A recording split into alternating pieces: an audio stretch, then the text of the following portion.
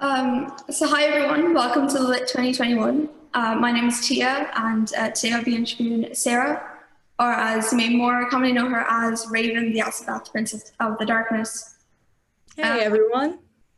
So do you want to talk a bit about yourself first, in case anyone might not know you from anything? Yeah, sure. Hi, I am Sarah, or as a number of people know me as my internet persona, Raven, the Acid Bath Princess of the Darkness.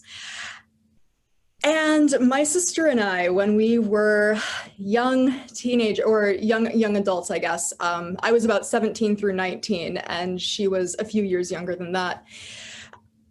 We made these YouTube videos in an attempt to troll mall goths, basically, and ended up becoming memes in ways that we weren't necessarily expecting. So it's been a really, really wild ride. And throughout the years, we were subjected to a lot of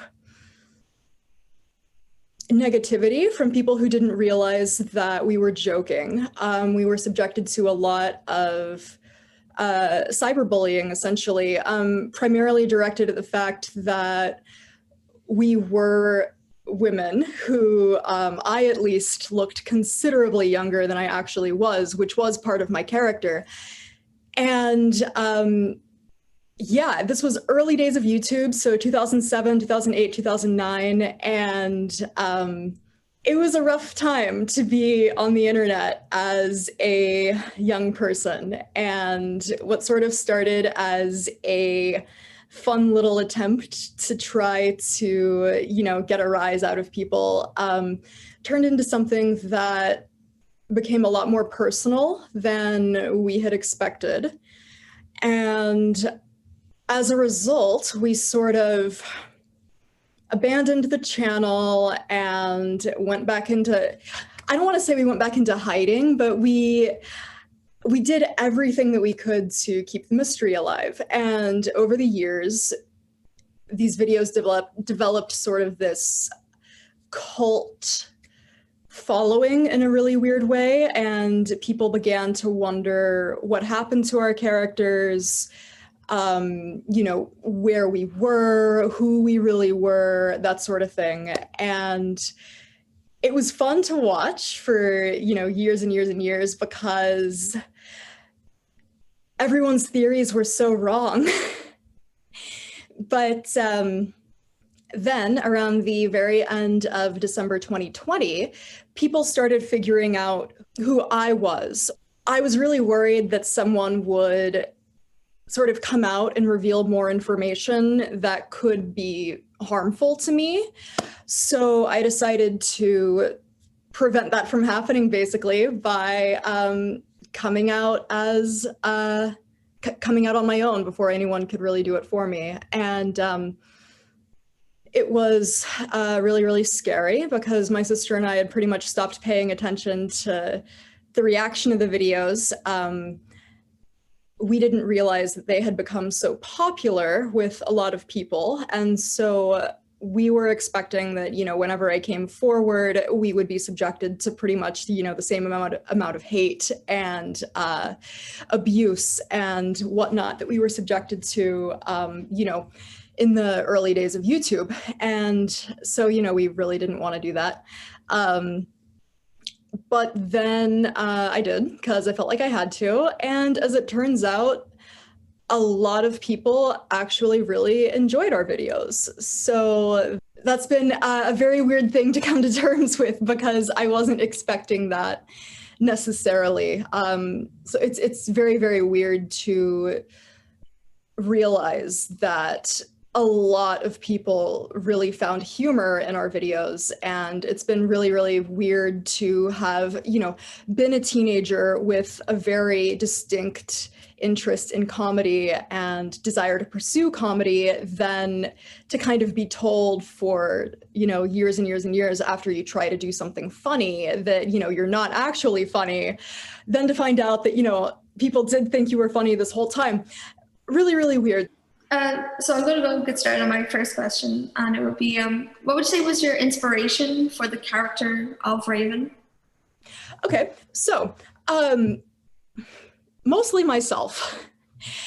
As a pretty young teenager, probably like 12 through 15 or so, I went through a emo phase slash mall goth phase, and I put that in quotes because at the time I was very, very set on the fact that I was goth, even though I was emo.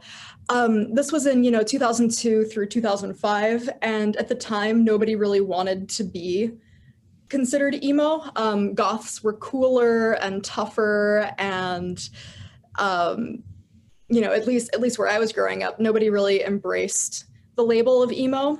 So after I sort of left that phase when I was 15 or so, I got a little bit more into like punk, and all of a sudden my previous behaviors were kind of cringy and embarrassing. And by the time I was 17 or so, I knew that I wanted a career in comedy, and YouTube was this brand new thing. And so I thought, okay, well, I'm just going to film these videos where I'm pretty much, mocking who I used to be, but I'm going to make my character so very serious and over the top that people are going to get upset by the fact that I claim that I'm goth, but I'm wearing, a pink shirt and I'm listening to Simple Plan. Basically, I took everything, every behavior that I knew would have upset me when I was that age myself, and I kind of amplified it. So if there was something that really would have upset me when I was, 13, which would have been people claiming to be goth that weren't goth, well then, it was so easy then to just turn that into a bit. Yeah, I think that's really kind of interesting to kind of see that you took on a past sort of persona that you had and then amplified that to like kind of such a grand audience, essentially. So I guess that would lead on to my next question, which would be like kind of what inspired you to kind of post her on YouTube with your sister and your friend? So one thing that I do want to be clear about is that from my memory, in 2006, 2007 or so, the term trolling had a little bit of a different connotation than it does now. I think right now people associate trolling with just like purposeful negativity and purposeful, like straight up harassment, basically. But the way that I remember trolling, back in the mid 2000s or whatever, it was a lot more playful. There was definitely some darkness to it as well, but I remember it having more of an innocence to it than it does today. Like today, I wouldn't want to purposefully tell people, oh, well, I'm doing this because I want to troll you, because nobody likes that, But back then, at least the way that I perceived it when I was, 16 or 17 or whatever, the way that I perceived it was that trolling was a little bit more innocent. And so, just a little bit more playful. I remember trolling leading to, lots of like Rickroll videos or, something like that. Or I don't remember it being the same type of targeted harassment as it is now. I just remember using the word to mean something a little bit different. And so moving forward, whenever I do talk about trolling, I'm going to be talking about the more innocent, like playful definition that I guess I learned it to be. So all of that out of the way, YouTube was new, and I wanted to do something that was pretty innocent, and it would irritate people for sure, but like at the end of the day, it was still relatively lighthearted, And I wanted a career in comedy. And so I saw this video uploading platform and I kind of thought, okay, well, you know what? If this takes off, this could potentially lead to bigger things for me. Tara, my sister, and I started filming. Tara and I started filming the videos. I think we filmed our first ones in like August of 2007. We uploaded the videos, but then nothing really happened for a long time. Like we got a few views, but it definitely didn't take off like a lot of people assumed that it did. A lot of people who know our videos now know them as these memes, especially one video seems to circulate as a meme every year around New Year's. And it's kind of weird talking to people like this, you know, who only know that video because they assume that, you know, we were met with instant success or like instant praise, and we really were not, like, at all. I don't think that our videos started getting popular until probably around 2012, which is a good 3 years after we uploaded our last one. And then our videos only got popular because somebody realized that the characters my sister and I created happened to have the same names as the two lead characters in My Immortal, which is a Harry Potter fan fiction that has like this wild cult following. So there were definitely some similarities between the characters in the fan fiction and our characters, but my sister and I hadn't heard of My Immortal until after we had like chosen our character names and after we had filmed our first videos. And so it's a really, really wild coincidence. And it's really strange to think sometimes that the only reason that people really know us is because someone thought we were someone else. Yeah, I think that's. I think many people know the kind of infamous fan fiction at this rate, and it's interesting to see kind of that it's the famous can be like being viral on the internet. It's very hit and miss. Like you can get something, you can be famous instantly, or you can have to grow it kind of gradually. Based on the kind of YouTube channel, were there any kind of problems that you face as a result of that? I think you mentioned kind of in your intro the kind of targeted kind of backlash that you got as a result of them. Yeah, so there was a lot of that, and it's a question that I get a lot whenever I talk about this is, you know, why did these comments hurt you so much when you were putting up these videos as a joke to begin with? So I knew that there would be some negativity in response to our videos because I wanted that, because I was trolling people. But I was expecting the negativity to be considerably different than it actually was. So I assumed that the negativity would be a little bit more targeted towards the content of the videos themselves. I was expecting comments like, "You're a bunch of posers," you know, "You're not goth," "You'll never be goth," you know, things like that. I expected people to get really upset by the fact that our characters were claiming to be this label that we very obviously were not. But we ended up being on the receiving end of a lot of negativity and harassment that wasn't about our characters, but it was more personally directed. So it was a lot harder for us to separate, you know, to sort of like compartmentalize that harassment. And you know, even when I say it that way, you know, compartmentalize the harassment, it's not okay to harass people on the internet. Like, it's not. It's I really don't understand why people think that it is. Yeah, it's just don't be mean to people. That's not really. Yeah, that's that's not nice. But so the comments that we ended up getting, we did definitely get a few that were the ones that I expected along those lines. And those were always really, really fun. I remember reading those comments and being like, ha ha ha ha, it's working, you know?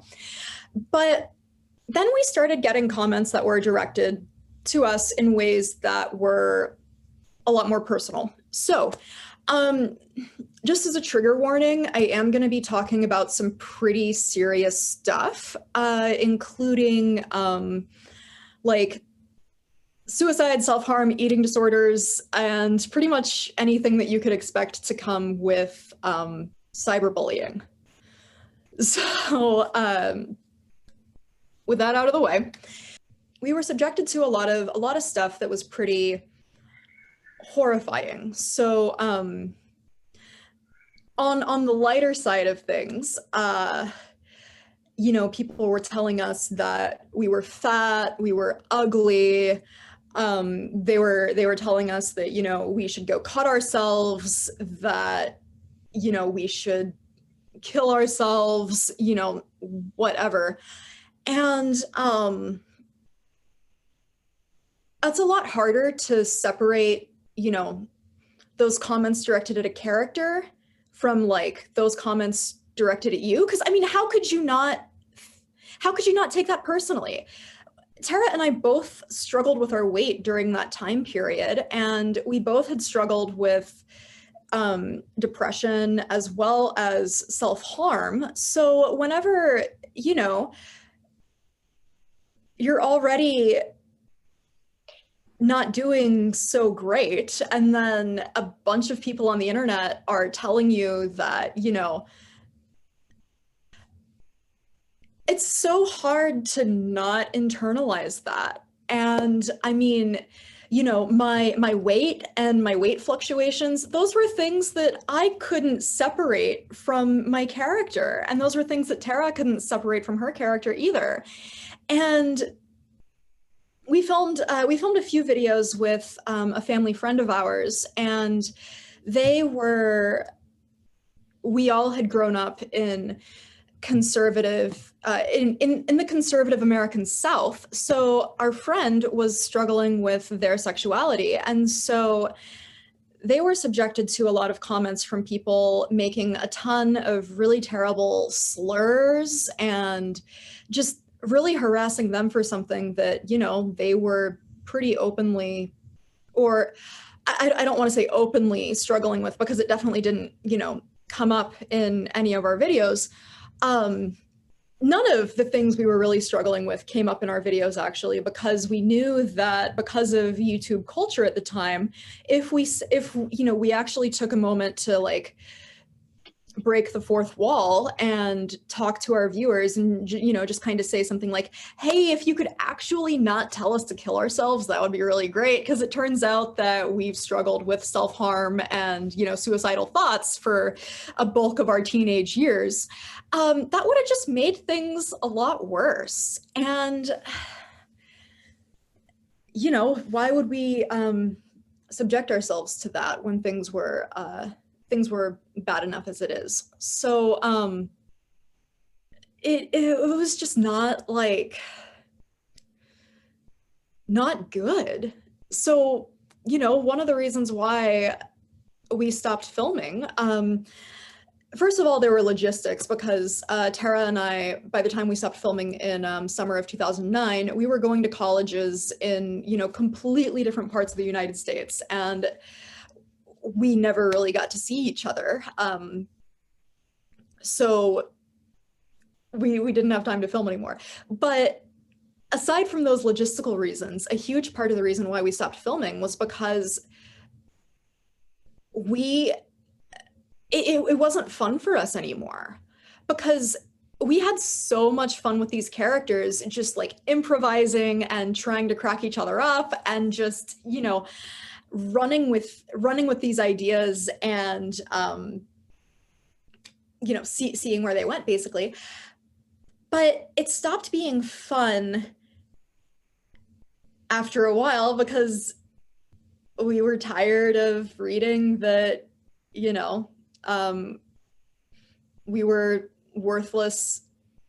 So why would we purposefully continue to put ourselves out like that when our intentions were to get reactions that were a little bit different than that, Yeah, I think I definitely see how like it could be such a harsh impact at such an age, especially as you mentioned that like you were putting parts of yourself into the Raven sort of character, and then seeing like because on the internet anyone can be anyone.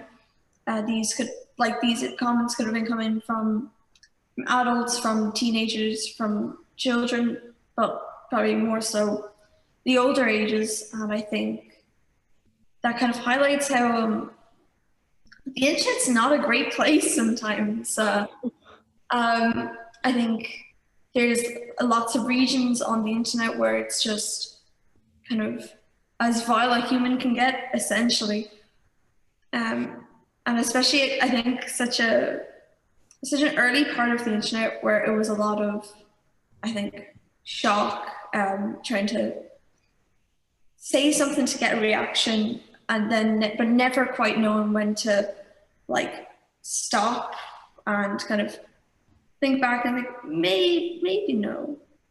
Um, so I think sorry, I'm just gonna go on to my next question. I keep no, it's okay. I mean, I agree completely because I think the internet in a lot of ways is a lot less anonymous now because everything's connected. You use your Facebook to log into all of these different sites, or you use your Gmail account to log into all of these different sites, and it's a lot harder to stay anonymous because of that.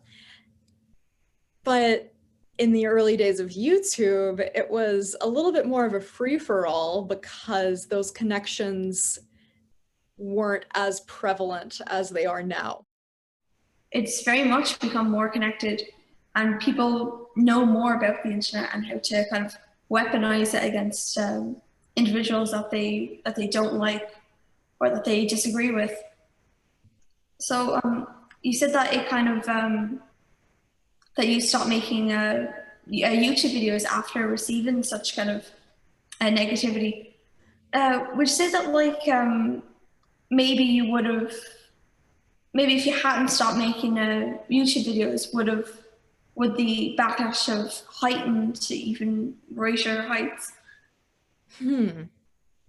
Okay, that's a good question.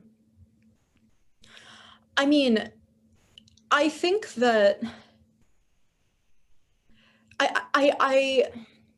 I do think that yes, if I had kept making YouTube videos in 2009 and had maybe carried it on for a few more years, I do think that we still would have been subjected to the same amount of harassment and probably, I mean, I would assume probably so, because something that I haven't really mentioned is that the harassment didn't stop after we stopped filming in 2009. Like, we're still, the comments aren't nearly as bad now as they were before. Mostly now the comments are things along the lines of like, what am I watching? Are they serious? Please tell me they're joking, something like that. But I think even as far back, or like as recent rather, as 2016 and 2017, we were still getting comments that were along the same lines of 2009 level of whatever. So yeah, the harassment definitely did not stop because we stopped filming. I do think that one of the reasons why we were harassed so much is because comedy is still very much like male space, and I think a lot of that's changing. It's definitely changed like dramatically since back then, but ultimately, I think that, yeah, comedy and comedy videos are still pretty much like male oriented. And it's a lot harder for women to be seen as legitimately funny. These aren't necessarily like new struggles or anything. I mean, you know, sexism in comedy has pretty much been like a constant thing. But you know, you see these kids in, you know, 2009 or so who are very, very, very young women. And I think that's kind of like two things right there, really, because not only are women not allowed to be funny, but like kids aren't allowed to be funny. Or if kids are allowed to be funny, they're only allowed to be funny for other kids. There's, yeah. So I'm kind of losing my train of thought here about like the ultimate point that I wanted to make, but I think that ultimately, you see these two girls who look really, really young. We're taking things extremely seriously. We're not making each other laugh. We're not smiling. We're not really doing anything to convey that this is actually a joke. And so it would make sense to me that a lot of people would think we were being serious because of the whole, you know, women can't be funny and young people can't be funny thing. So. Yeah, and I think that it reminds me of I think the comedian Bo Burnham. I think everyone knows, and he did start making YouTube off I think around the same sort of era, and I think we can kind of see an example of the sort of male comedian versus female comedian, like how how the reaction can be like so kind of distorted. So I think it does definitely seem that like women are being allowed are kind of pushing the boundaries of trying to see of comedy, and how like you'll see a lot, I think a lot more on like social media, you'll see more and more comedians being female, or like and I think it's definitely kind of sort of leveling the fields of comedy to kind of be more equal and kind of allowing everyone a chance to be funny. So I think next question. So what would you say to your younger self, who younger Sarah, who didn't quite make the YouTube videos yet? What would you say to her?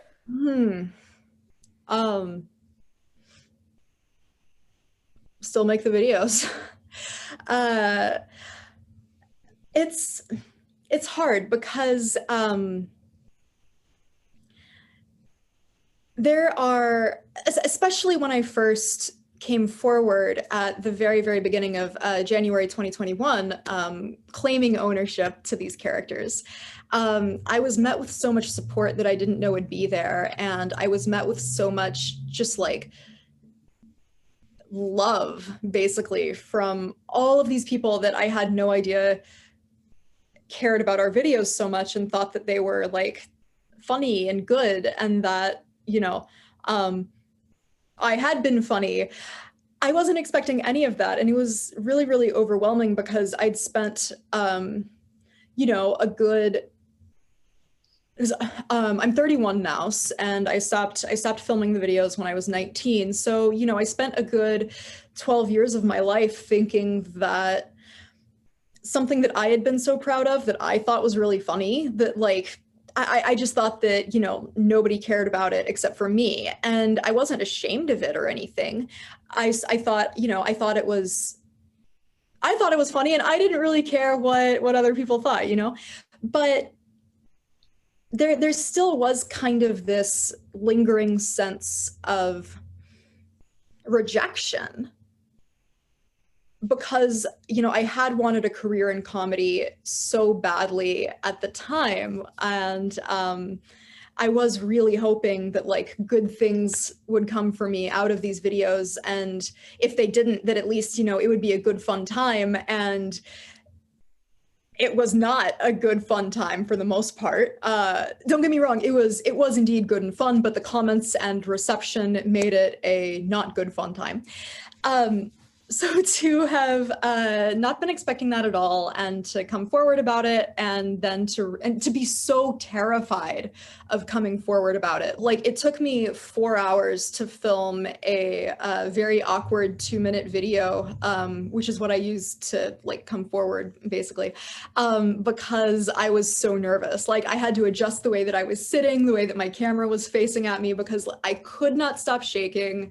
I couldn't stay focused, and yeah, I was really just like really worried that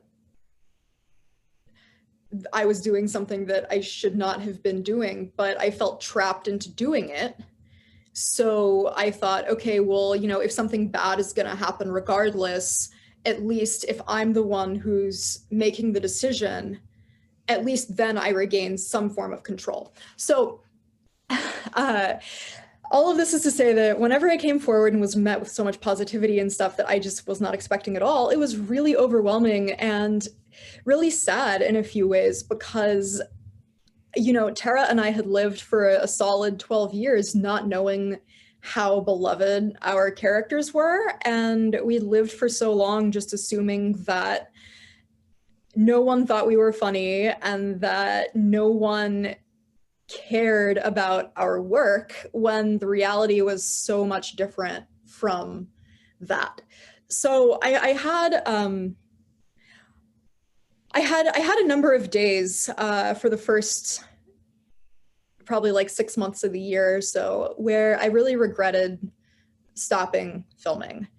I had really wished that I had kept going. And, you know, to bring things back to Bo Burnham, there are still parts of me that feel a little twinge of jealousy whenever I hear about people who were also young people, who were also getting into comedy on YouTube at the same time that I was, who didn't have the same experience that I did and were able to still move forward and make something of it, which I'm assuming was their intention at the time, whereas my experience had been so different. But with that in mind, I've had a wild 12 years since, and I wouldn't change it. So, you know, on one hand, yeah, of course I really wish that I had kept filming, and there's definitely a part of me that would go back and tell myself that, you know, hey, if this is something you really want to do, keep doing it, and just know that people are going to react in a way that is very, very personal and very, very hurtful. But if you want to keep doing it, just keep doing it. I wish that I, you know, had told myself that, but at the same time, if I had kept doing that, I probably would be in a much different position in life than I am right now. And, you know, maybe a better position, maybe a worse one, but I really like what I've done with my life over the past 12 years. There is always, I think, no matter what age you are or kind of what stage in life you are, you're always going to kind of look back and think, what if, like, if I don't know, if I'd worn a red dress instead of a blue dress, what would have happened there? Or for like more minuscule decisions to the greater ones, such as, you know, choosing whether or not to continue making videos despite kind of the feedback that you were getting from them is a lot different to what you were anticipating. My last question would be, you've mentioned Tara and your friend. How did they react to you actually coming out and you know, kind of declaring the videos as yours? They were supportive, but I don't think any of us had expected this type of response. So like I mentioned before, Tara and I really loved keeping the mystery alive. We really did. It was just so much fun for us in a very like innocent, mischievous way to realize that people cared about what happened to Tara and Raven, and they were so desperate to find answers, but every single, you know, path that they took basically was the wrong one. It was very fun to, sit back and watch as these people kind of grasp for straws. So Tara and I did actually come out about things in an interview in, I think, September of 2014. This was so the journalist that got in touch with us had actually contacted us because My Immortal was, I think, having some sort of resurgence or something like that. But the journalist actually thought that Tara and I had written My Immortal. So we got back in touch with him and told him, hey, we're so sorry. This is just like the world's weirdest coincidence. We have no relation to this piece of fan fiction at all. And so then the journalist decided to interview us anyway. So there was this article out there that had, my first name as Sarah, like already on the internet. But then it was so wild because like people would sometimes post that link in the comments section of one of our videos or something, and then there'd be this whole discussion underneath it about whether or not the article was legit. And whether or not, the journalist had talked with the real Tara and Raven. And then there was this video that I saw before I ended up posting my own reveal video or whatever, where this one person was trying to find where Raven was. And he starts the video with a screenshot of an excerpt from the interview that says Raven, whose real name is Sarah, and then for the rest of the video pulls up the profiles of 3 different people he believes could actually be Raven, all of whom are named Raven themselves. And that was so wild to me because like you have this thing right here that says that that's not my name and that Raven's a character, and yet you're so dead set on finding these people that I guess you're willing to overlook that. It was really, really weird. So Tara and I loved that stuff. Like we loved it. We would send we would send each other like links to videos like that whenever we found them, and we would just laugh about it. And I did get in touch with Tara, and we did talk a number of times about whether it was time to, for the reveal yet. And she was very, very understanding, and we had a pretty open dialogue about this for,